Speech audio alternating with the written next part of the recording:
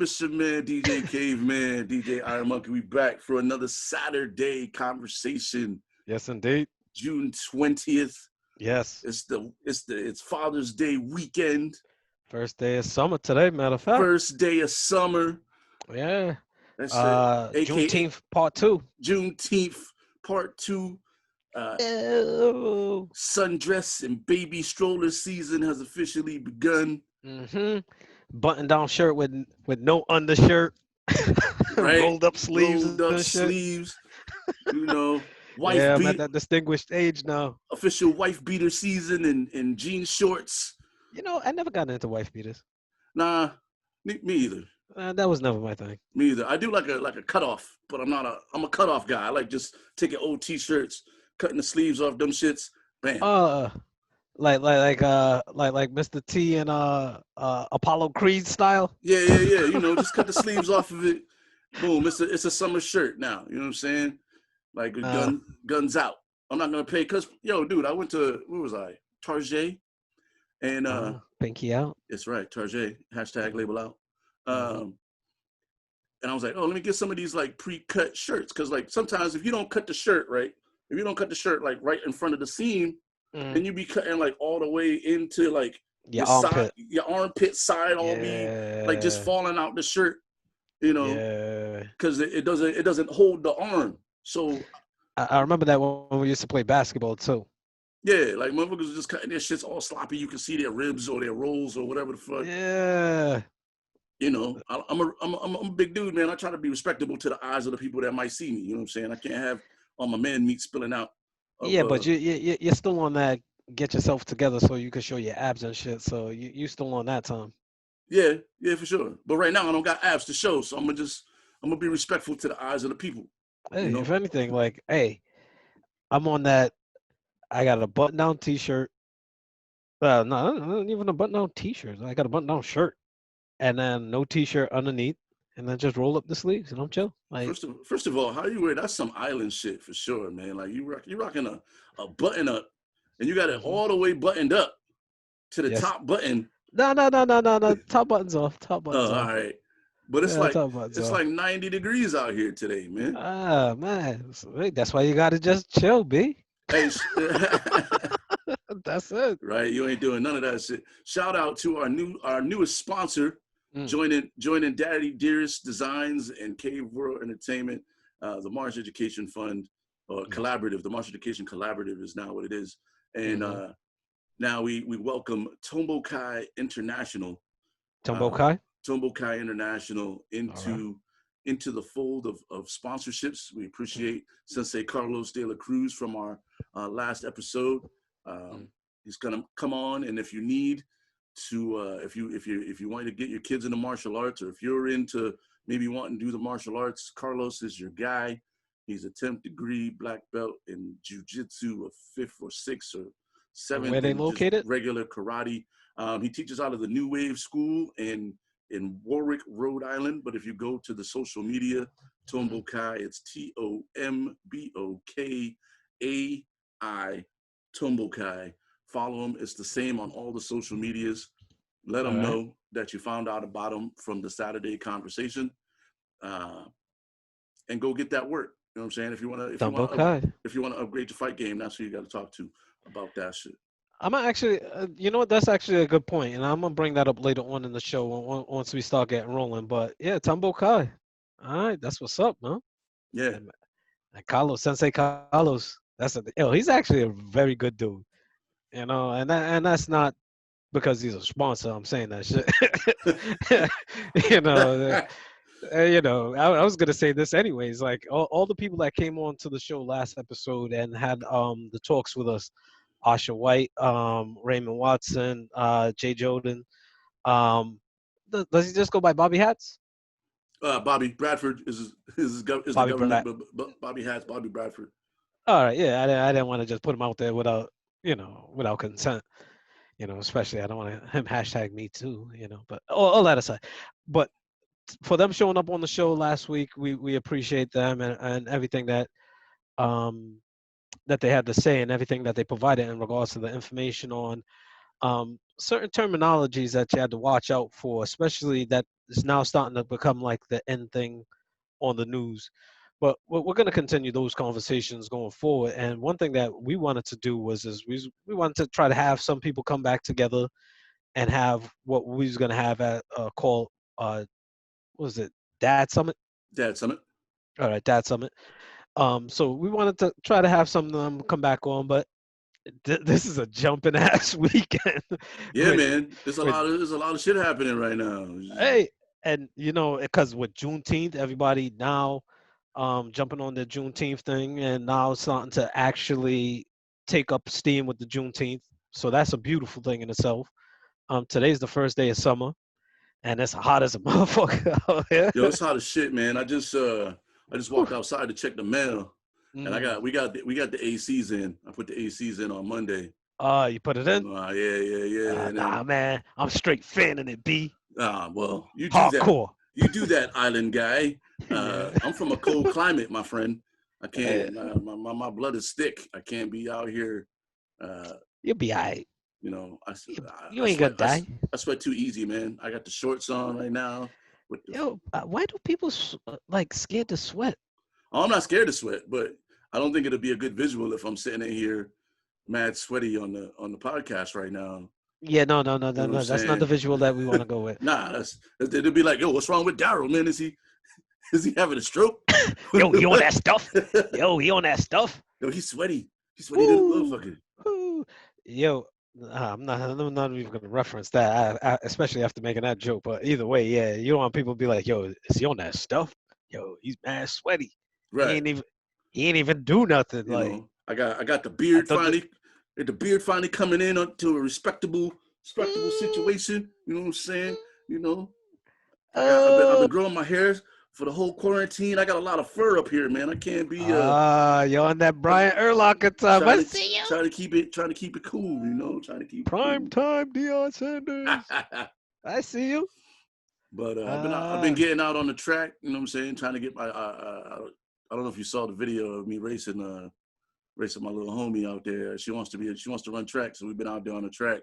Oh, where? And I raced her. I gave her like a 20-meter head start, and 100 meters, and I almost lost because I didn't stretch. I didn't stretch, and I didn't do the proper warm-ups. Oh, and you already know. On. Listen, come on, B. I know. I was feeling my young oats at that moment, and I didn't go through the proper stretching routine. Yo, you used to run cross country. I refused to run cross country because I didn't want to be outside running, especially in that cold weather. I'm like, nah, fuck that shit. I mostly ran indoors and outdoors. I only ran one season of cross country. That shit was for the birds. Yeah, hell yeah. Hell no. I'm not out. She keeps saying wake up 5 o'clock in the morning. She keeps saying, "Oh, you think I should run cross country?" And I go, "Nah." Nah. Yeah, because that means you're gonna have to be waking up too. You're gonna have to wake up a half hour early before she does because you're gonna have to wake her up. I was like, "Nah, sweetie, you don't want to be running through the woods. You're leaving like bugs like that. You just stay on the track. You know, You feel like bugs like that. This is where the speed is. You know what I'm saying? You want to be fast, right?" Mm-hmm. Yeah, mm-hmm. I'm talking her down from the cross country game, but you know what though? And this is actually. But if she's still serious about it, then we'll be out there running those roads, man. Like I'm just not a fan. But you know what? This is actually a good transition into what I was saying earlier about the Dad Summit that we was fitting to have. Is certain things that you want to have in your kid's life, like sports, music. There's certain things that you want to try to have a well-rounded child. So the way that I kind of have it structured is to start off with some of the must-have talks that you have to have with your children. And like for me, the top 3 must-have talks, especially right about now, because I have 3 children. My oldest is Samia. She's 17. My son, he's 17, 6 months apart. I'll get into that whole story. I'll get into that whole story afterwards. You don't even got to get into the story. We know you was out there hoeing and you got 2 babies at the same time, dog. That's how And nah, it wasn't even about the hoeing scene. But and then the baby, Olivia Gabrielle, aka Baby OG. But no, like for me, the type of father that I am, because it's two different mothers and three kids, and I never married any of them. The only ones that I really lived with was the two youngest, Marcella and Olivia. Um, and like as a father, being in my situation, the must-have talks is number one, police. Number two is drugs, and then number three is dating. Um, I don't know if you want to go over your top three before we start to dig into it, but um, those are basically some of the top three items that I had as must-have talks with kids. Seeing that this is Father's Day weekend, and this is really the time to start as fathers having these conversations with each other. for sure, for sure. I mean, listen, I'm the uncle to four boys Mm. and the bonus dad to Stepdad, but yes, to bonus dad. bonus dad to Mhm. to two, uh, 19 Yeah. in college, kind of doing his own thing and Mm. working hard. The kid is amazing, and then Uh, 11, but a girl. So it's a girl. We have a boy and a girl, and mm. I got four nephews. But I try to instill like my top three, my top things to talk about with every kid that I encounter, um, is like education.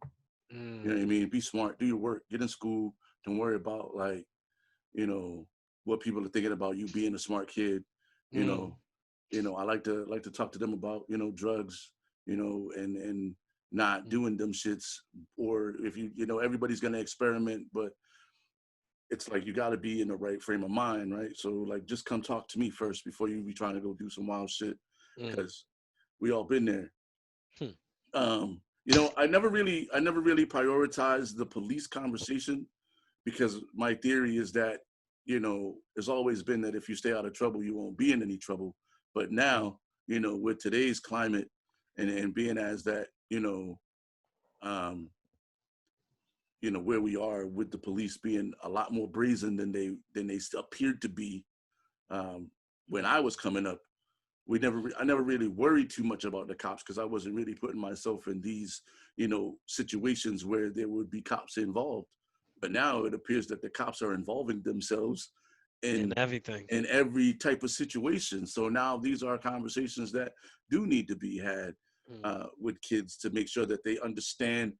I like to call it like learning how to keep your head on a swivel. You know what I'm saying? Like knowing Mm. what's out there and seeing it for what it is, and then making a decision to avoid it or combat it head on. Like, I don't really have like, okay, my kid's this age, we got to talk about this. I like to try Mm. to, run up on stuff. Some stuff you obviously have to be proactive, right? So like I tell Julia all the time, like she shouldn't. I don't want her to date till she's 57. I know that's not true, but Mm. and with Jalen, we talk a little bit, you know what I'm saying? But it's a different, with my nephew, we all talk, but we talk about the sex thing and how to treat women and how to be gentlemen. Like Yeah. I'm in the process of raising good citizens. So Nice. whatever that takes to raise good citizens, that's what I try to instill. Get your education, know what the fuck you're talking about. You know what I'm saying? Go Mm. be a responsible, respectable adult.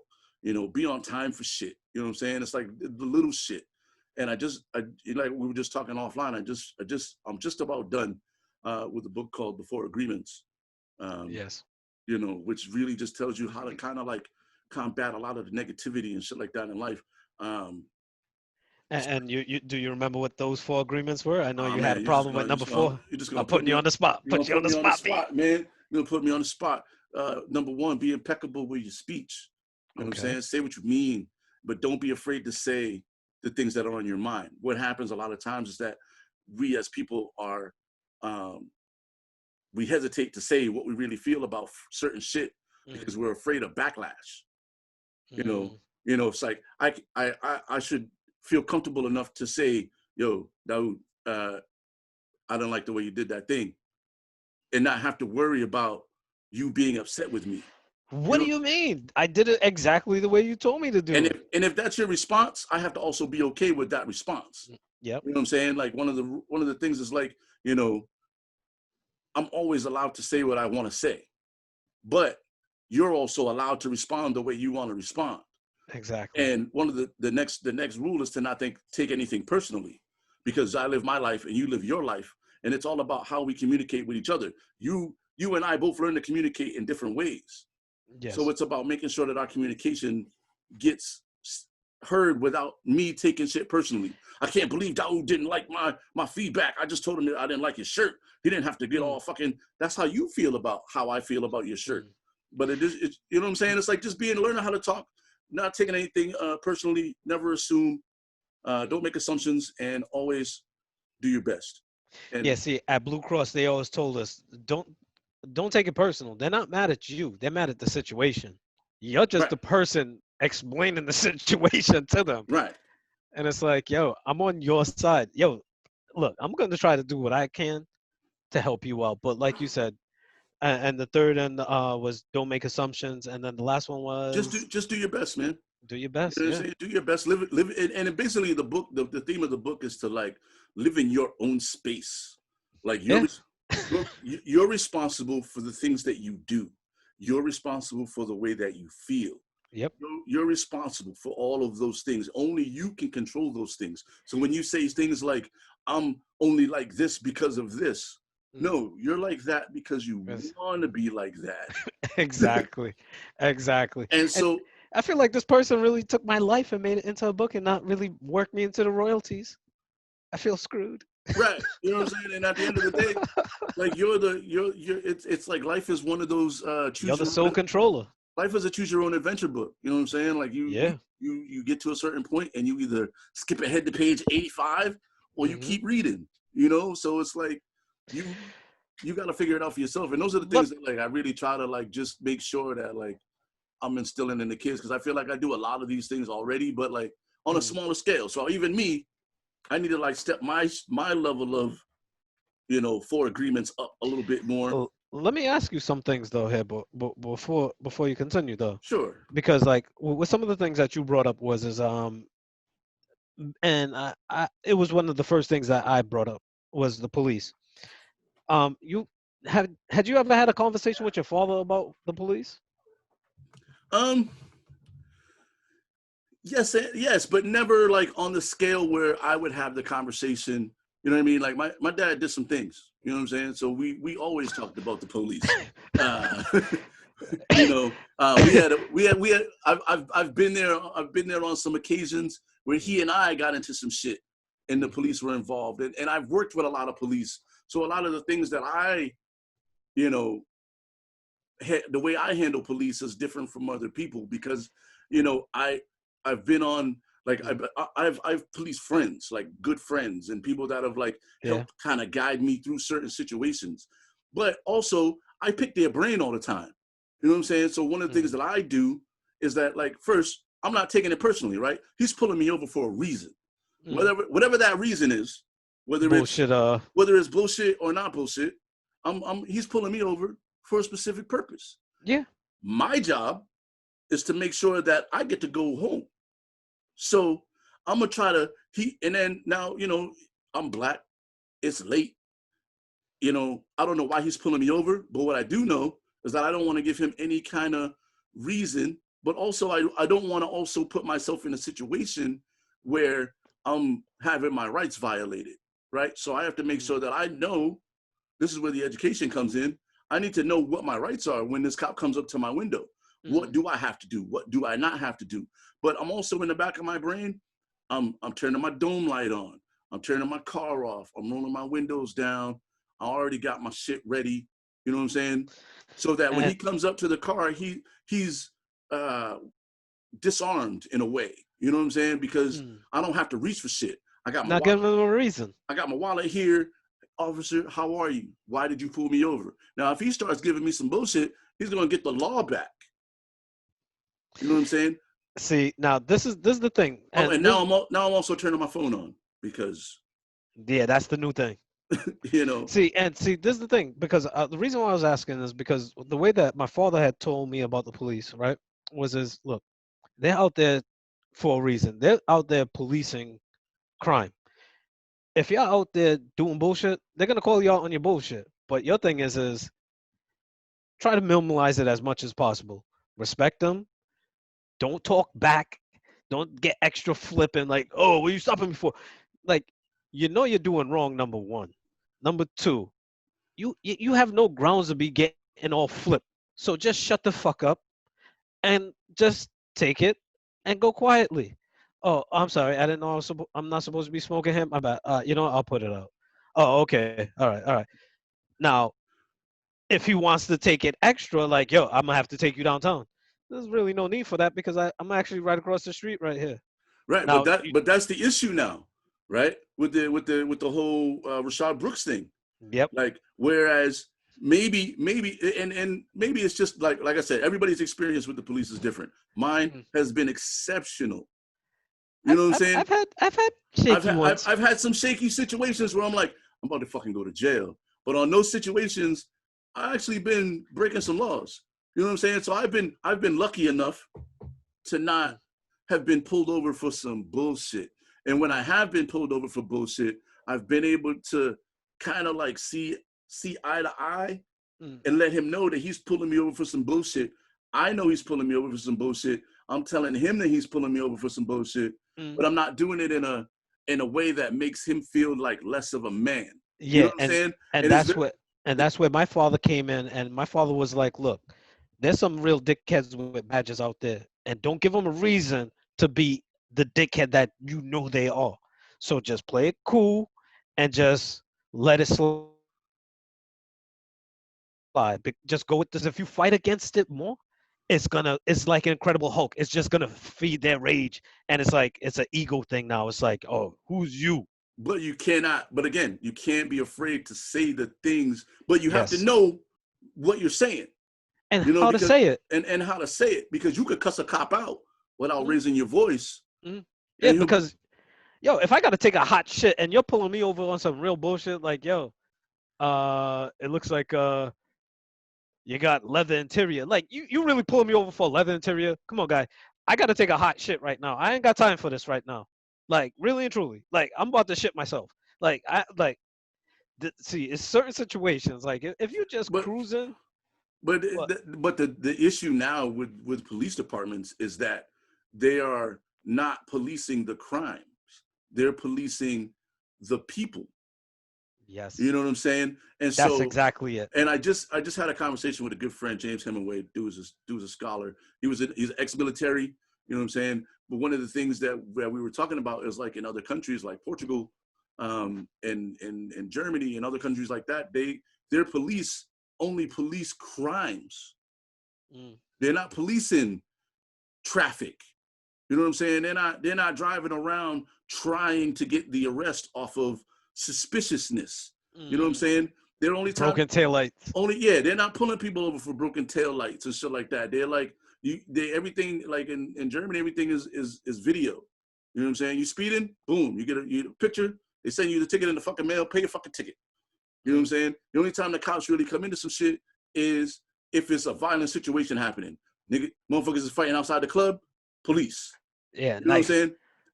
Motherfuckers are shooting at each other. Police. Motherfuckers get robbed. Police. That's actual crime. You know what I'm saying? Driving down the street with a taillight out is not a crime. It's or it's a violation. Or your license. Not even. Let's just say right. Just run the plates. It could be as easy as run the plates. Take a picture. Run the plates. Your dash cam can take a picture. Boom. Send them the ticket in the fucking mail. Keep it moving. Yep. Boom. You know what I'm saying? That way, it's even you can't even fucking dispute it at that point. You have a picture. You have a picture of your car without the taillight, and it says taillight violation. Yeah, there's really no need for the interaction because now it feels like, yo, I smell weed. I see an open bottle. And realistically, police reform could be so easy as, like, from now on, when you do traffic stops, you don't get out of your car. Pull the guy over, whoop, whoop, have the flashing lights. You know, a little announcement. You'll get it in the mail. You're being pulled over for such and such a violation. Your license plate. We're taking a picture of your license plate. You'll get your violation in the mail. Boop, boop. Have a any disputes, you can call the number on the thing. Whoops. That's it. Have a great day. Yep. You know, you don't have to run your shit. Everything should be connected to your plates. Your license, everything is connected to your plates. Now, what I will say is, if you have a suspended license, then you got to get your shit towed because you shouldn't be driving with a suspended license. But Yeah. that shouldn't be. It could be situational though. It's like, yo, my wife is pregnant. Yo, I'm just trying to like, I know my No, shit is right. suspended. Like, But yo, that's this not, is that's where the but that's for the human judge. touch. But that's for the Yeah. judge. Yeah. You know what I'm saying? That's for the judge. Because the more interactions you take away that can turn quickly violent. You know what I'm saying? It could have been, and then like with drugs and stuff like that, like because those are not like crimes, like they're not violent crimes. Like the police should just be handling violent crimes in a lot of opinions, right? So if it's not a violent crime, say it's for instance, I'm drunk in public, that's more like a social work situation. Hey man, you're drunk right now. Give me your keys. Get in this fucking taxi. Take your punk ass home, and then I'm gonna take your keys to the police station where you can pay your ticket to get your keys back tomorrow. You see that point that you made right there. Simple police reform could be like, look, with homeboy that was drunk in the car. He said he lives right there. What's your address? Or you get his wallet. You got all the things. You get him a cab. He goes home, right? Or you take him like because if you start to put hands on him, like people could get jumpy. Because with my son, and this is what bringing it back to the point here of what will we tell our children about police? Because with my son, one thing that I am worried about is with his Asperger's condition is that certain textures and certain touch and certain tones turn him off. Like it's like a switch with him. So I don't like grabbing him. Like even like playing around, like with your nephews, how you could just hit him. Yeah. I gotta sometimes watch out with that with my son because it feels like I'm really hitting him for real, for real. So imagine a cop now just grabbing my son. It's gonna set him off. And imagine other kids that have these conditions. Now, policemen on the surface don't know that these children have these conditions. So it's like, he's unruly. He's wild. Like, yo. So my thing is with my kids, what I'm trying to tell them is yes, there's a thing about police reform, but it's also about your personal reaction to them. Like there's no need to get flip. Right about now, in your age, both of them are 17. My daughter's about to turn 18 in November. There's no need for you to get flipped. Yeah, you might feel like you're in the right, or you might have a moral standing, but understand that they are the authority figure at this point.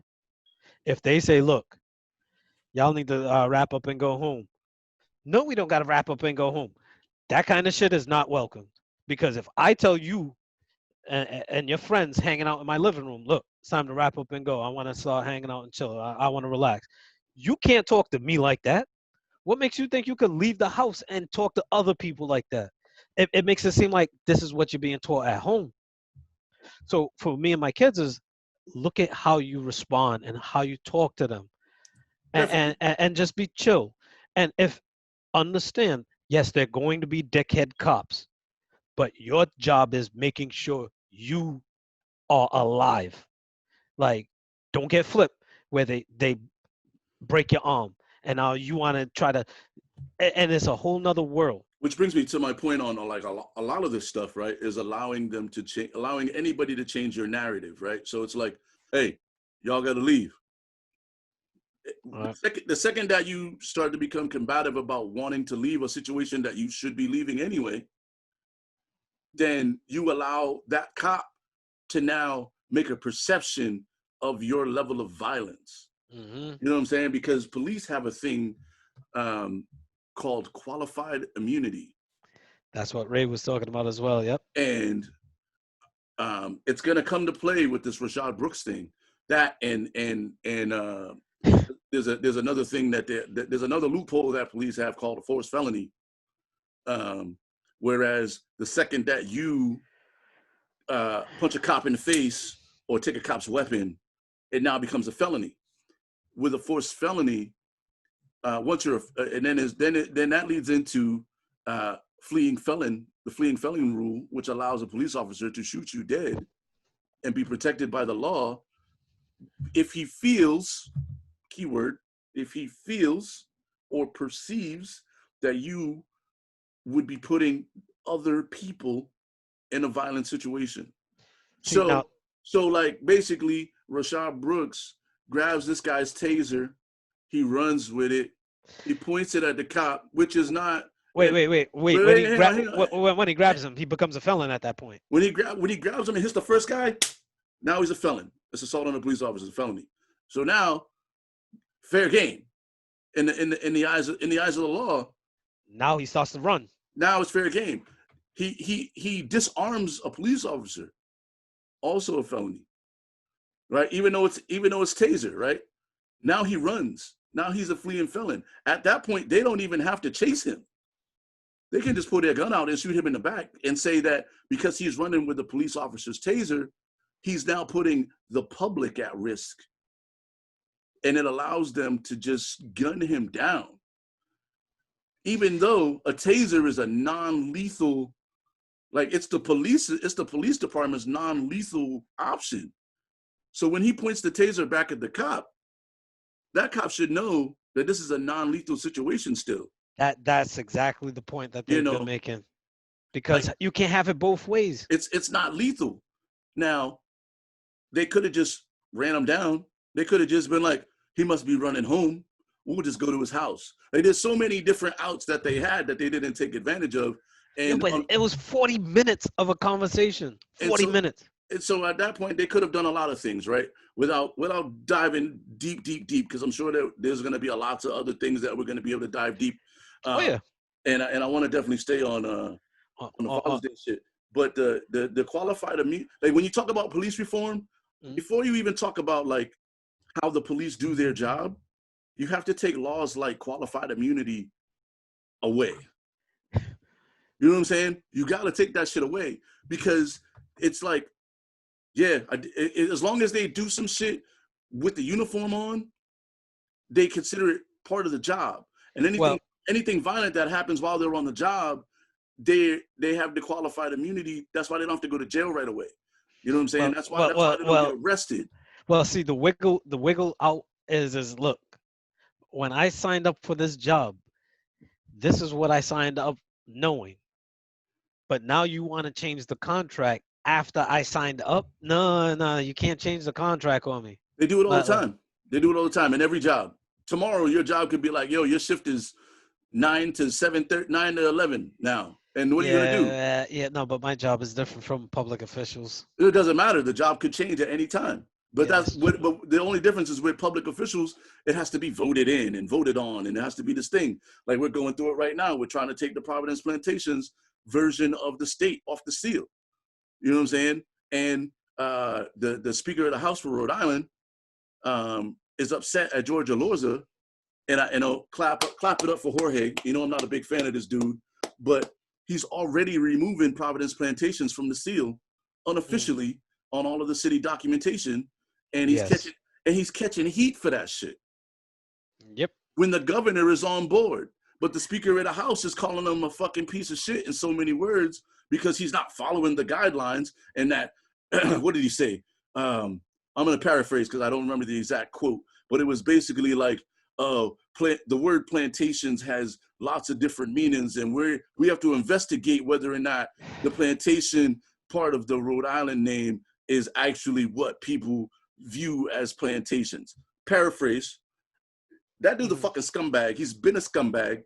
And also, like, I'm on some, like, really fuck Gene Valicenti right now, too. But, like, that dude is questionable with some of the shit that he's been saying recently. I've had my interactions twice with him. You know, on real life, person to person. Like the dude is... That's another episode, Gene. I'm coming for you. Like, he's highly suspect. You said a lot of questionable shit, Gene Valicenti. Some problematic shit. He said some real problematic shit. You saying some real problematic shit the last couple of times I seen you on TV, and I don't know, bro. Somebody need to get your boy. Somebody need to get their boy. You know, somebody get Gene off the radio because he. You know what though? He's sounding very Rush Limbaugh-ish. But he's trying to sizzle.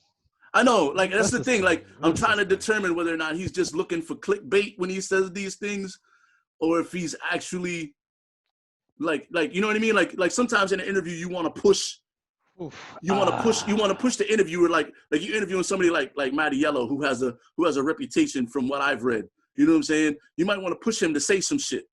You know what I'm saying? If you're not a fan of Gina Raimondo, you might want to push her to say some shit by saying some other shit. Like, oh, Gina, you're not about really taking the name, changing the name of Rhode Island, are you? Is that a thing that you really want to do? Like, just take off half the name? Like, come on, B. Like, You and know, for Mattiello to say that, like, he's not sure about the meaning of the Providence Plantations when you know the history of the state yeah, was a fucking plantation.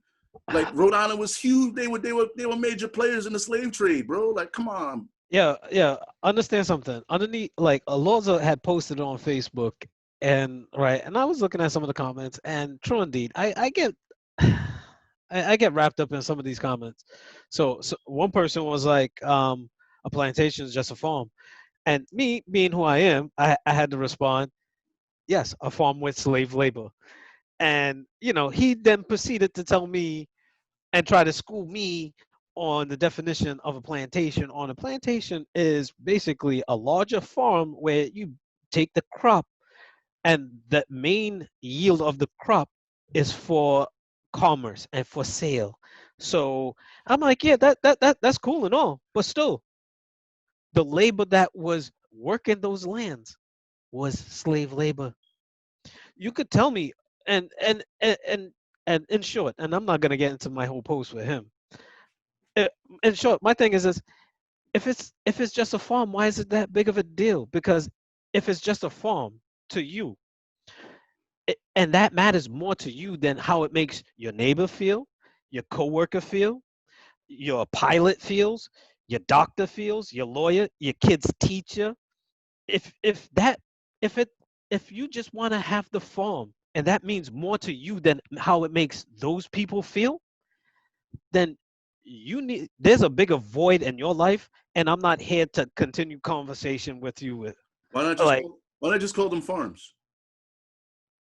Right? It's a word that might have started as a word with no like negative ramifications, I but gave him a case in point. I now gave it him a has case. them.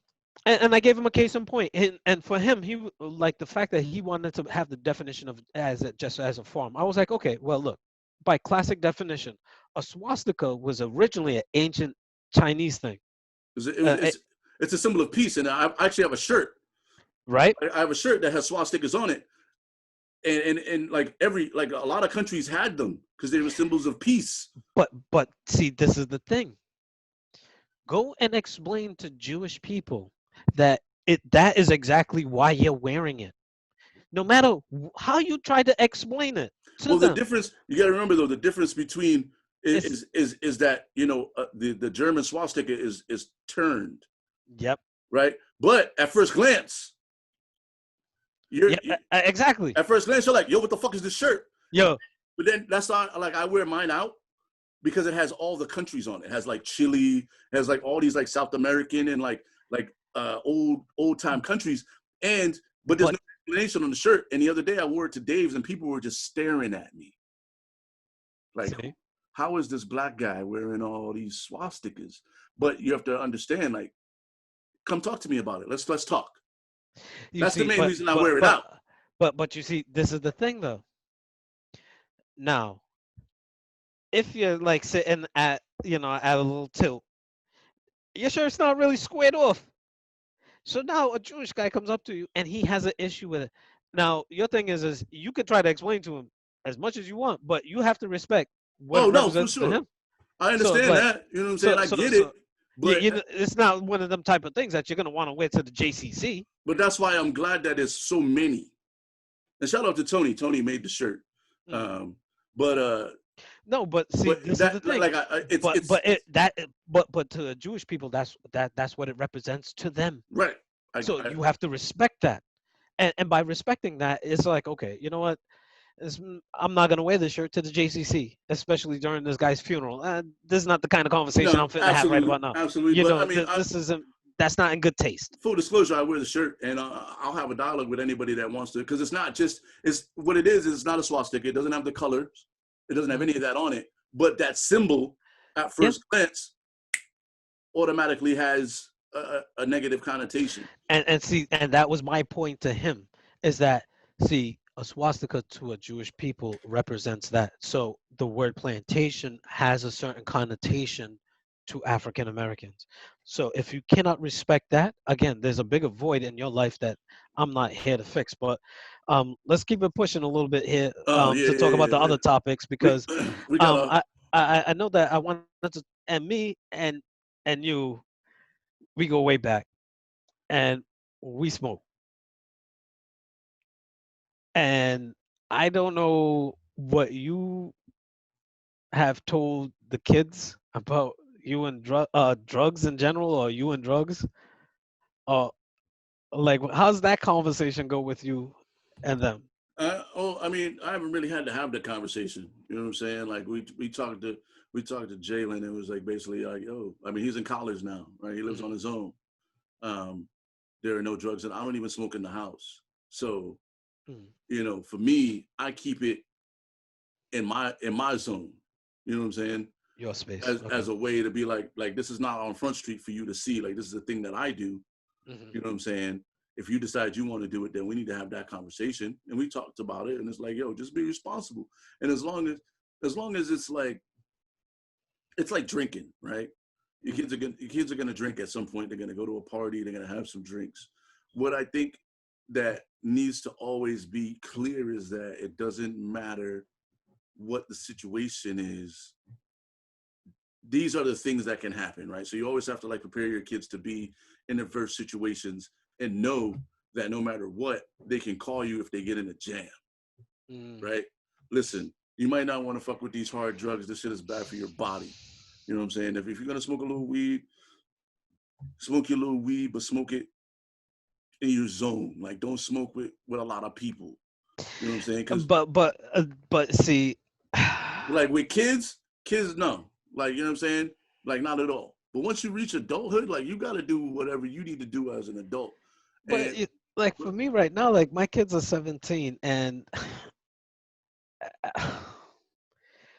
all right, so me and you, we go back. All right, so my like one thing. But it's how it's also how you was raised too. Like, if your parents let you smoke early, then you're gonna be more okay with letting your kids smoke early. Like my dad never, like, we never smoked together. I didn't smoke with my dad until like recently. And my dad was the weed man. You know what I'm saying? Like there was all, like I saw like all kinds of drugs as a kid. And the thing that my dad would always say to me is like, drugs are not for you, right? Drugs is like, for me growing up, drugs was always a way to make money. It was never like a thing you did. You know what I'm saying? Like, you don't do drugs. You know what I'm saying? Other people want to buy drugs from you. That's cool. I mean, it's a different school of thought, obviously. You know what I mean? It's not the one that I maybe would follow, but it's like, you kind of have to understand that, like, it's okay to expose your kids to stuff with a teaching aspect, right? So, but you have to do it at the right age. Just like guys who let their kids shoot guns when they're 10. But you see, this is the thing. Like, growing up, like, it was like, you know what? Don't do drugs. Like, we don't do drugs in this house. If anything, we smoke weed. And for me, it was like weed wasn't. It was for me, and the way that I was raised is that weed wasn't a drug. It was just like cigarettes. But my father was like, look, when you go to school, like, people don't need to know your business at home. Like, whatever happens at home, that's none of their damn business. And don't bring none of your nosy ass friends around here that like to talk and like to run their mouth. Like, if anything, just stay outside and play. That's why, like, you as my boy, like, you're one of the few people that really used to come upstairs and chill inside the crib. That's why I was like, yo, this is really my dude. Because it's like, it was you, it was Asha, it was Sekou, Jason, and that's it. Like, other than that, like, I'm chilling with everybody else outside. Like, but nobody else is coming inside my house. Everybody has a different school of thought. Because my parents was definitely on some, like, don't do drugs. like drugs are bad. But like my dad never like hid shit. Like my parents were, I have an incredible set of parents in that they've never really hid shit from me. Mm. You know what I'm saying? Yeah. And I always had like an open door where I could kind of ask them pretty much anything. And we always talked about shit. Like me and my dad have always had like the realest conversations ever. You know what I'm saying? And it's like, yo, I know you're all on your own now. Um, don't fuck with this drug game. This shit is dangerous. But I can't stop you from doing the things that you feel like you need to do. Just come talk to me first, so I can school you on this drug game shit. You know what I'm saying? Like my mom's has always been like, just go to school and get your grades and don't. But the one time she found Bud, she was like, I don't want this shit in my house. Don't bring this shit to the crib. You know, essentially just being like, yo, don't do the shit. Don't bring it to my house. I don't want it. If you're doing that shit, you can't be here. Mm. You know, so it's like there's different schools. That one thing, but I think the biggest thing is always making sure that we as fathers make sure that our kids are protected or feel like they can be protected by giving them the knowledge of shit. You know what I'm saying? Like if your kids feel like they want to experiment, they should also feel like the first person they should talk to before they experiment, before their friends, are their parents. Yeah. You know what I'm Uh, saying? I'm Yeah. not gonna say I'm gonna say don't do the shit. You don't do the drugs. The drugs are bad. But I understand you're gonna be influenced by people as you get older. See, And before you start to maybe experiment with the drugs, come holler at me and we can talk about what you want to do. And I can tell you, no, see, just tell like for me, and again, the way that I was raised, it was just the thing around the house, right? Incense, weed, reggae music. so well, My, what do my, you my, tell your kids?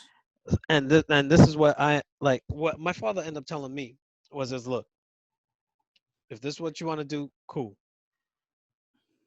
but don't be none of like one of these bum niggas out on the street, not doing nothing, have nothing. Make sure you're working. Make sure you're responsible, and you're taking care of business. This is something that you do as your leisure. Some people like to go out and drink. Some people like to go to strip clubs. Some people like to go gambling. This is what I like to do. And if anything, I'm not hurting anybody. And my mind is right because I'm watching certain things. And this is when I noticed my father was watching a lot of Marcus Garvey. He was watching a lot of like African shows on PBS, and then he was like watching a lot of stuff on farming and like track and field. So for my father, weed wasn't one of them kind of things where for me watching TV and people like, oh, look at the colors, oh, getting the munchies. It was never like that for me. So that was never my experience. So when I started smoking, I was at a young age because I always used to catch contact, you know, back and forth from New York or anywhere we're going. Like my father's smoking and I'm always catching it. But that was his thing. Now, why he smoked, that's a whole nother thing I'm not gonna get into on this. But what I tell my kids is why I started to smoke. And at a point in my life, mentally, I felt like my mind was working too fast and I couldn't stop and slow things down and at a pace. I didn't like taking pills. My mother and father didn't believe in ADHD and none of that other kind of stuff. Like they're old school. It's like, look, mind over matter. Like, look, if you have a handicap, if you keep telling yourself you have a handicap, you have a handicap. So just keep it moving. There's no handicap. If you have to work harder, right? If there's a limp, work through the limp. That's their mentality. So for me, telling the kids is like, look, this is why I do it. Right now, I can't take pills. So when my body hurts, it hurts. Like it's nerve on nerve. Now I could probably go get some operation, whatever. But if I don't work, I don't get paid. And if I don't get paid, I don't eat. And if I don't eat, I can't provide for my kids. So what I tell them is, look, what I notice for me is it helps me to slow things down and have my mind and my thoughts and everything be at an even keel where I can see things at a certain plane. You're at the point where this is what you need to start gearing yourself to be without that. For you to start gearing yourself to slow down with yoga, with certain kind of music, with your diet, and the kind of things that activities that I have them involved with, like with music. My daughter used to learn how to horse or ride horses, karate, and that's what I was saying earlier with Carlos. Um, it's always good to get your daughters in the karate, kickboxing, like breakdancing. I have my kids in the activities, things to keep their mind elevated and active. So these are things that for me, I've always wanted to do, but financially, my mother and father being first immigrants from Trinidad, they was just trying to make it. And they Right. didn't know everything that they needed to do. But this is now me being a second generation, I'm like, okay, now I know how to move money. I know how to do certain things. But for them, it's like, look, I prefer you not to do it, really and truly, because once you start doing it, you'll find yourself in some real weird situations. And I told them about a story about one time when I was coming back from Bryant College, and you wasn't there, and these kids, these white kids, wanted to smoke, and they were like, "Oh yeah, we could give you a ride." I'm like, "All right, cool, cool, cool." Me thinking like, they're gonna smoke me up, get me a ride home. I don't have to take the bus. Cool. So I'm in the car, sitting in the back seat, and then they start bragging about like how the dude driving got jumped. They're like, yo, we could go get this dude right now. I'm like, no, we can't. No, we can't. And they're smoking and then they're passing it to me. And I'm like, so they're figuring, all right, they could smoke me up and then take me out to try to go beat this dude up. I'm like, nah, fuck that shit. Nah, y'all could drop me off right here. But you see, that's the thing. If you don't have your mind right, you could find yourself in some real fucked up situations. Right. At least I had enough mind enough to say, look, I'm getting off right here. And For it's me and them, it's like, look, I prefer you not to do it, but understand if other people are doing it, that's their life, that's their business, and understand how certain things operate. But it starts with me. So they see me. And I know that mothers don't really like it, and I don't promote it with them. And I said, don't do it. like that's the thing, right? So like I said, I don't smoke in the house. You know what I'm saying? Sometimes I would love to just be in the dungeon, fucking getting high. But Oh, wait. Oh, where's my shit? I just put it out over here. I don't smoke in the house. I smoke outside. You know what I'm saying? I keep it out of the way, right? So it's not a thing that they see. But at the same time, like I'm just like, look, it's not a thing you really want to do. You don't want to get into the drugs. You want to just try. But I don't see it as understanding, a drug, though. understand, I've never looked at it as I'm a just drug. saying in general because It's it just could. a herb. It's like tobacco. But depending on how mentally strong people are, you know what I'm saying, or how influenced they are, like it could lead to other drugs. You know what I'm saying? You could lace weed with Yes. pretty much anything. So it's like you kind of Yeah, you got to be careful who you smoke with, like too. you can't. So it's like you got to understand that you know. That's why I just my thing is like if you're gonna do it, come see me first so I can school you on some shit. Mm. Like you know what I mean? Roll your own weed. You know what I'm saying? Don't let people roll weed that you ain't watching. You know what I'm saying? Like little things like just to stay out of trouble because at a certain age their peers are going to influence them, and you hope that you can only hope that you've instilled in your children enough to not be influenced by outside forces, and Mm. to always kind of like do what you want to do. So if you want to smoke the weed, just know that you're making that choice to smoke or to do the drugs or the cocaine or whatever the fuck. Oh, But no, but no, none of that. None of don't that. Hell no. don't do the shit. But you never know what people get to when they get to be grown-ups. You might not have any problems with your kids until they're in their 20s, and then one day, you come in and fucking Marcel's 30 and he's doing fucking lines of coke off some strippers No. like titties and shit, and you're like, fuck, where did I go wrong? You might not have gone wrong anywhere. You did all the right things, but at a certain point, he was Well, influenced by the fact that the stripper was like, hey, do this line of cocaine off my titties. And he's like, well, I've never done cocaine, but those titties look nice. Boom. There's a growth that he made that decision. So now you just have to build off that and just be, as parents, yeah. you just have to kind of support it and give the educational component afterwards, man. Yeah, like the choose your own adventure. I don't It's think it's Marcel's advancing that far into the no, that's why I said he would be like 30. You know what I'm saying? That's why I said 30, man. Yeah, no, no, but you know what though? Like for me though, really and truly, again, like I said, how my mother and father didn't believe in ADHD, and I really believe that is something that I had. And what it helped me to do is it helped me to slow things down and to now match my actions and my mind and have things to be on an even keel. Now, it wasn't until I was like in my like like in my late teens. Oh, wait, when did me and you start smoking together? Summer '97. All right, so I No, wait, that's a lie. all right, so wait, let me put it like this. Valentine's Day was the first time I smoked weed. All right. When I got the telly for you and you were Oh, homegirls. wait, hold on. We're not going that route. We're not dropping names. that was my first weed experience, my friend. All right. So, mind you, I've been smoking since I was 12, and I'm a fucking 41 now. So the thing is like, I didn't start smoking with other people until I was like in my middle teens, like 17, 16, 18, maybe not even 16, 18, Here's the thing. I mean, 17. I smoke just to kind of quiet things down. Like I have like this unnatural ability to like everything gets in. Like Okay. I have like sensory issues, I think. But so Oh, smoking just kind of helps me to kind of like and, dull. and you know like how they have like Adderall and other things like that. Yeah, I don't. I like for me those are drugs. I'm But not a that pill popper, man. and see, and for me those are drugs because this like these are from the earth. It's just engineered that way. But now to kind of close it off because we're kind of running a little long here. What's the difference between raising boys and girls? Like because I have two girls. I have an older girl and a baby girl, and then I have the middle boy who's a middle child like myself. I mean, So, I don't listen.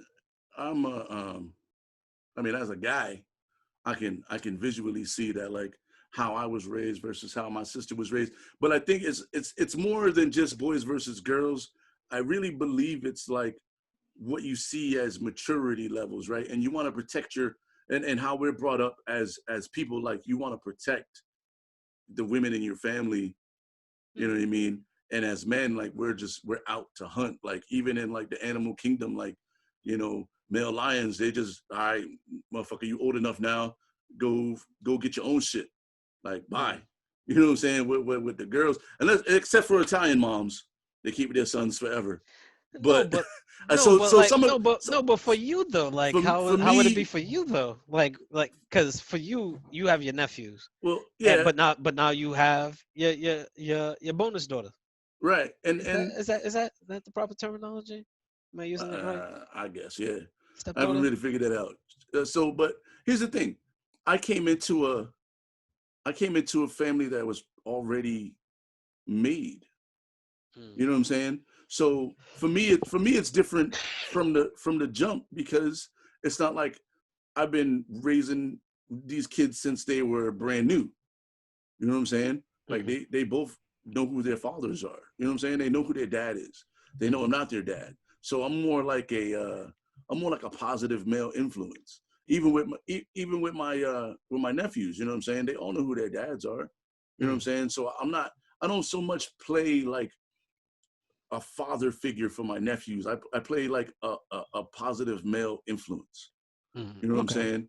And with Jalea, I'm like a protector for her, man. I make sure she like with girls, for me, with her, my only concern is that she, like I said, it's all about like raising good citizens, right? But Mm. I police her differently because she has a different personality.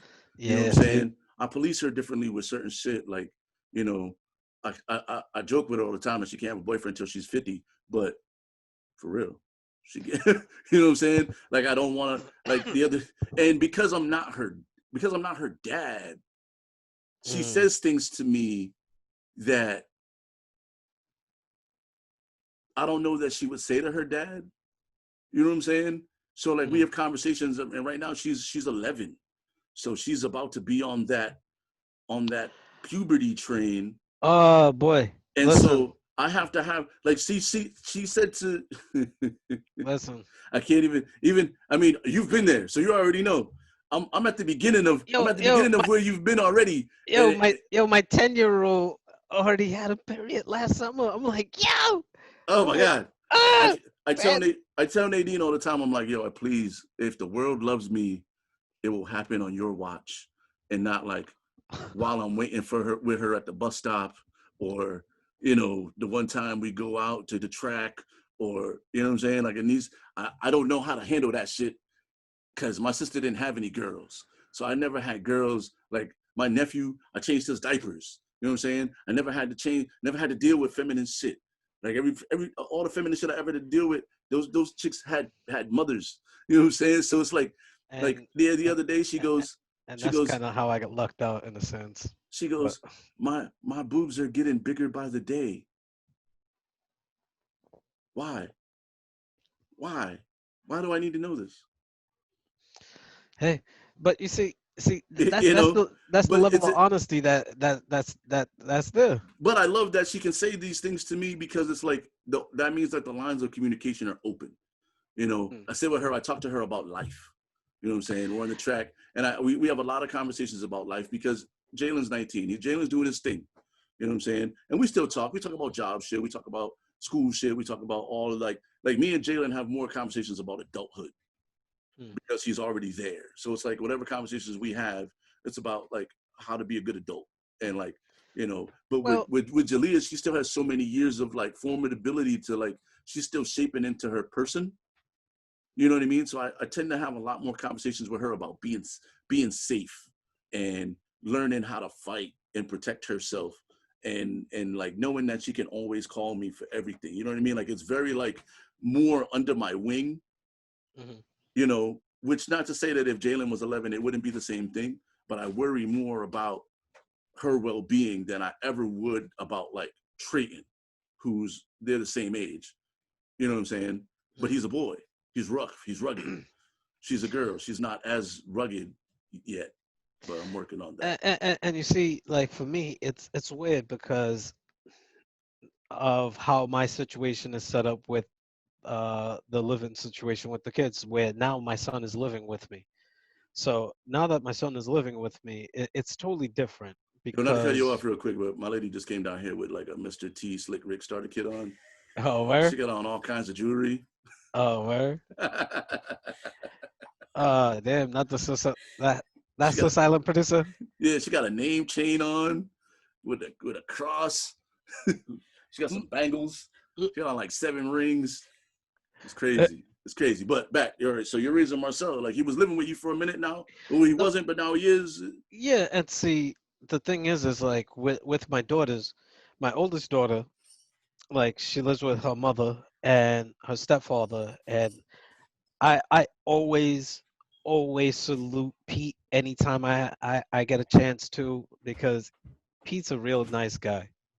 Like no word of a lie. And I'm glad that my daughter's mother actually got a nice person. And for me, that's my level of love that I have for her.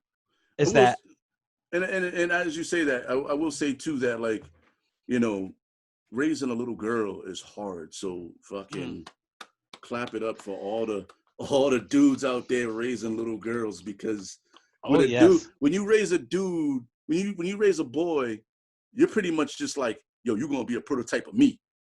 You know what I'm saying? Like you're gonna be rugged, you're gonna play sports, you're gonna get bitches, you're gonna do all these things that I did because I'm your dad, and Mm, you know you're gonna grow up and you're gonna be a good citizen, but you're also mm. gonna do all this other playboy shit too because that's you know rugged man shit.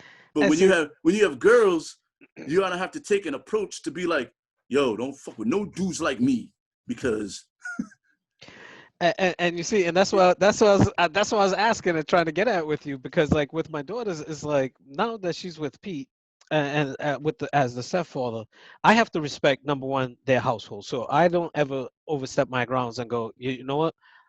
Tell them that I said that you can do that. No, no, that shit don't work like that. right now, Especially knowing her mother, like who she is. You ain't even. oh that's disrespectful She'll to probably she'll get mad that you even thought about it like that. it's disrespectful to the new environment. All you can do is just be like, Exactly. when you're with me, this is how it is, you know, Hmm. and like you're outside the situation. You know what I'm saying? Like what And, she does and what she does with her what Julia does with her dad, I don't even ask her about because I don't care. You know what I'm saying? It's what she does when she's in our house and mm, how she conducts herself as an yep. individual. So hopefully we're instilling in her and I'm instilling in her that she should act a certain way no matter where she is. Mm. You know, and hopefully that rubs off into the other arenas that she is in, whether it's with boys or not. She knows that if shit hits the fan, she call me, and you know, we're gonna handle the situation no matter what it is. Yeah, and see now with my other daughter, she's down in Florida, and she usually comes up in the summertime. And the difference is like with my daughters, for some reason they get very sensitive with me. Like if I raise my voice with them, they would really take it to heart, and they would really start to cry and break down and like, oh, I'm sorry, I didn't mean to disappoint you. I'm like, yeah, chill, chill, chill, chill, chill. Yeah, if you don't mean to disappoint me, just don't do it again. Like, listen to what let's take coaching, and let's just move forward. Now with my son, it's the same thing. Now with him, it's different because, like you said, yeah, I want to toughen them up and blah blah blah. I don't want him to be the guy that's getting bullied at school and him being the low hanging fruit and shit like that. No, no, no, no. You're not the lame duck out here. So I'm trying to toughen him up, but then also I have to understand his condition. Number one, Right. and then number two, it's like, look, I can't wussify him, but I can't.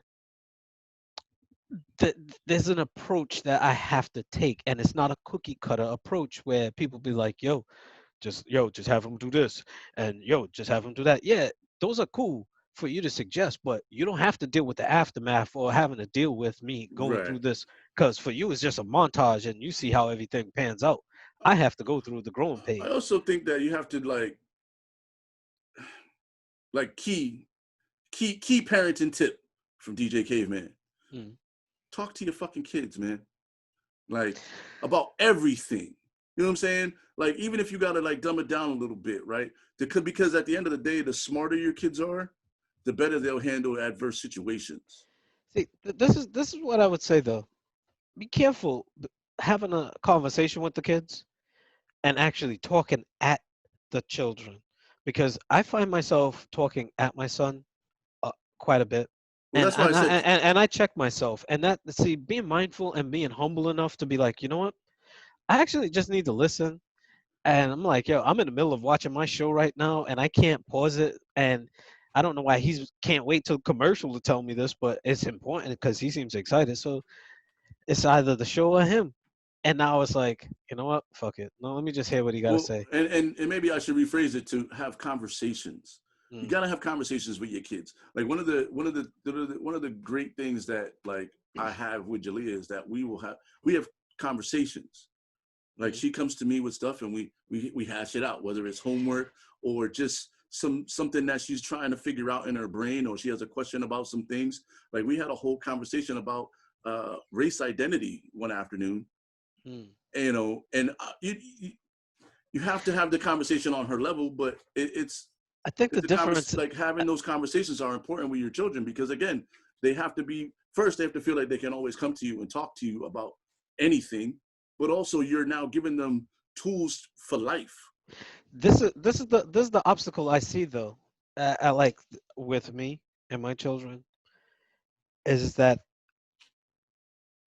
they feel like certain things are disappointing to me. And I'm like, I'm not really that kind of guy. Yeah, I might get upset about like you not cleaning the dishes properly or you not like cleaning the room good. Like, yeah, I get disappointed about shit like that. But like, they feel like when they come to me, they're scared to come with a wrong answer, and that is kind of an obstacle that having aunties, having my brother and sister works in my favor because they feel comfortable talking to my sister about certain things that where they're like, look, damn, I feel like if I tell dad this, he's gonna be mad that I should have known this and I should have known that. And like, yo, stop being so tight, beat. Like, yo, stop. Right, but I mean, but that's also like because I mean I've been there too recently, where it's Mm. like, I feel like if I do this thing, it disappoints, and it's like you gotta understand, like we're trying to, and then but that's a different conversation, right? Yeah, Listen, you gotta understand that these are the things that I'm trying to instill in you, and sometimes it comes out harsh because it's harsh. It's supposed to be, but it doesn't yeah, mean that I'm disappointed. It just means that we have to make sure that we know why we are at this point, yeah. you know, and like letting you, like being able to have the dialogue and just have open dialogue with your kids on a regular basis, whether it's about, now the caveat to that, right, and the fine line is that you want to be able to have conversations with your children on any level, right? But what you don't want to do is give them too much, because they always have to remember that, you know, you're the dad. You know what I'm saying? Like, I'm still the dad, but we can still talk about the same type of stuff that you would want to talk about with your friends, but I'm going to give you the dad version of that conversation. And see, and that's where, with my son being with me after about 2 years now, after living with his mother for so many years, is that he's not in the sports. So now it's like his mother was never really into sports, so me getting him to sports. So it's now video games. I'm not really into video games. Like, so it's like, But if it's a common ground, man, that's like, as parents, we got to make that sacrifice, Playboy. I don't yeah, like cross country, but I mean, if that's what like I gotta you used do, to do cross country, my niggas. Come on, 1 year, man, you did it 1 year longer than me. You did it two one years year, longer than me. 1 year, and I was like fucking 12, and I never ran cross country again. That's still 2 years longer than me, B. Come on Hey, now. listen, all I'm saying is, you know, as parents, we have to be okay. If that's the way that we can get to the conversation, then even if you suck at the game, Nah, just well, play the game, or nah, try to find another arena nah. to Know what have it those is? conversations. Know what it is? Before we wrap up here, like with me and my kids, when all my kids used to live in Rhode Island, right? I used to have them on the weekends, and I used to work at the Black Rep, so um, I used to get cash per night. So that's cool. But I used to make sure I wake up early every morning on a Saturday morning, and I'll take them for, like, especially today's the first day of summer. Today would have been the perfect day. I would have woke up early, like 7 o'clock in the morning, make some breakfast, something real light, and then we'll go for a walk around the neighborhood and just see the houses and just see the different houses in the neighborhood. But then also for me, what it was is, look, if anything happens, look, this is your neighborhood. You know where you live, right? So have your head, like you said, on a swivel. But this is our home, and we're gonna go for a nice, peaceful family walk together. We'll stop at the park. We'll play at the park. We'll stop at the little bodega. We'll get some yoo-hoo, some Cheez-Its. That's my son's favorite shit. And then I'll probably get like some Lucy's and uh, um, some motherfucking Dutches and shit like that. And then I'll buy a movie. I'll take them to the house. I'll turn on the movie. It'll be like 11 o'clock, and then they'll watch a cartoon movie, go to sleep, and I can take my own little nap. So it's like I've laid down that foundation where me and kids, we like to go for our walks. We like to watch cartoons. Like my daughter picked up on the anime, like real heavy. I was big into anime when I was younger, but like she's huge into that. So it's like there's different levels where I can meet them at. It's just, hey, I'm on the couch here. Can I get you on the couch and watch a movie and be off your phone? Like, come on, man. I slapped the phone out my son's hand. Like, oh, come on, man. You break my phone. Well, I mean, So, and that's just, I mean, it's a different level, right? So you got to be able to take away the technology for a little while, put it but, down. but my thing is, look, No, I no, want to, I want to enjoy my damn show, and I'm not studying you on your damn phone. If anything, it's like, look, yeah, in my line of sight. Like, yo, just move from here, man. Like, yeah, but don't be afraid to connect and turn the TV off, man. It's TV. You can get that shit oh anytime no, now. board games is another thing that we like to do too. On demand Card TV games. is key. So don't be afraid to put the TV on pause. You know what I'm saying? Oh yeah. Have TV less technology less time in your house. Oh yeah, board But games, card games.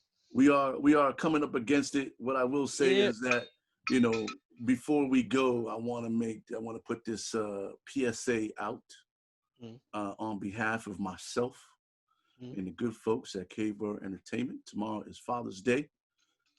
Happy Father's Day to all the fathers. Ladies, this is not your fucking day. Give you if you live with the father in your household, make him some motherfucking breakfast and give him some motherfucking morning sex and let him do his thing. Single mothers, you are not fathers. Sit the fuck down, shut the fuck up. If you don't got shit good to say about your baby daddy, call him on the phone and tell him yourself. Don't spread Mm-hmm. that shit all over social media, because what it does is it takes away Mm-hmm. from the dads that's out here doing what they need to do for their Mm-hmm. families. And being negative about the dude that you fucked and had babies with, and now he don't fuck with you, That is that that's not a good look. Like it caused your judgment into play. that's a decision that you You have made, bad judgment, or bitch. whatever it is. But like, we don't have, as men, we don't get a lot, right? Of It's dads and grads. You know what I'm saying? All they care about is that we do and we provide and we do these things, and that's fine. But at Because the we're same time, supposed to. that's the thing that we do. But this is our day. Don't make us work the grill on our day. You work the grill, or fuck it, take us to dinner or some shit. You know what I'm saying? Uh, Hey, I but know I got a little thing here but too. Mother's Day, you have your day. We buy you flowers and take you to fucking dinner and have brunch and all that other shit. And we don't say shit. You don't hear anything from the single dads out there talking about my baby mama's a piece of shit. Fuck that. I'm the man. I'm the dad and the mom. You don't hear that shit. So keep that shit to your fucking self for one day. Tomorrow you can go back, or today and Monday you can talk all the wild shit you want about your fucking punk ass baby daddies. Hey, But tomorrow, shut your fucking mouth. and on that note, I would like to say on a peace and love tip, this is to my father. Yeah. This is to my father. I love you. If anything, I could wax poetic and say a bunch of things, but he's taught me a lot and he's opened my horizons, and it's for me to not feel disappointed in my accomplishments, because if anything, he stated how he's proud of what I've become and what my children have become, and that's a very great compliment coming from my father, because I truly love him. And again, I don't want to wax poetic and drag on for too long, You about to but cry, man? nah, I'm not doing that. But Yeah, for you sure. know, but my father, like, true indeed, and to all my uncles out there that are fathers, and my cousins that are fathers, and my brother, that's the next person that I need to shout out. Shout out to Kwasi, true indeed, Flambeau Flooring. Um, he's a great father. He takes up where my father is in driving everywhere. I'm not the driver, so my brother does all of that, and he's the handyman, and I'm more of a blend between my mother and my father. But shout out to my brother. Shout out to your father, Daryl, and Yeah, shout out to my dad, my namesake, you know what I'm saying, all my uncles and all the dads out there that I know out there doing their thing. yes. Ladies, don't make me come for you. I'm gonna be out there. I'm coming for everybody that Hey fuck man, up. screw the, man, bump them tricks, man. Them Listen, schizoids, they're like you know what? gnats, man. You know They're what? You're like right. I gnats. gave I gave y'all the PSA. Nah, Do what you're don't give supposed to that do. smoke no more oxygen, man. Shout out to my pops and all the other good fathers out there and shit. You know Yes, what I'm saying? indeed. Enjoy your day, sit back and relax. Whatever you do, don't get on the motherfucking barbecue grill unless you want to get on the barbecue grill. Yeah, nah, Uh, I don't trust it. I don't trust them.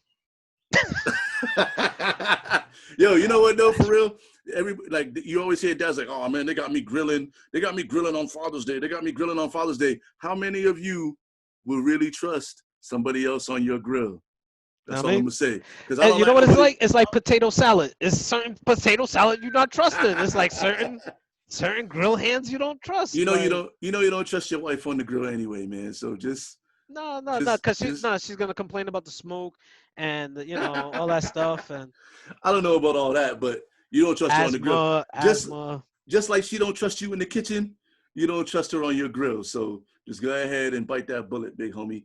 And yo, that's another Saturday conversation in the books. Episode 82, sponsored hmm by Tumbo Kai Entertainment, Daddy Dear's Designs, Cave World Entertainment, and the Marsh Education Collaborative. Uh, Make sure you join us on all social medias. Hit that subscribe button. We're on YouTube. We're on all the social media. So fucking follow us, send us emails, join the conversation. Damn, we didn't even pick a name. Who's the number 82? not Lynn Swan. Damn, not it's one of the shops. Is it Shannon Shop, Sterling Shop? Yo, I think they were like, I don't even know. We'll look it up. Either way, this is to my father. Shout out for sure. And we out.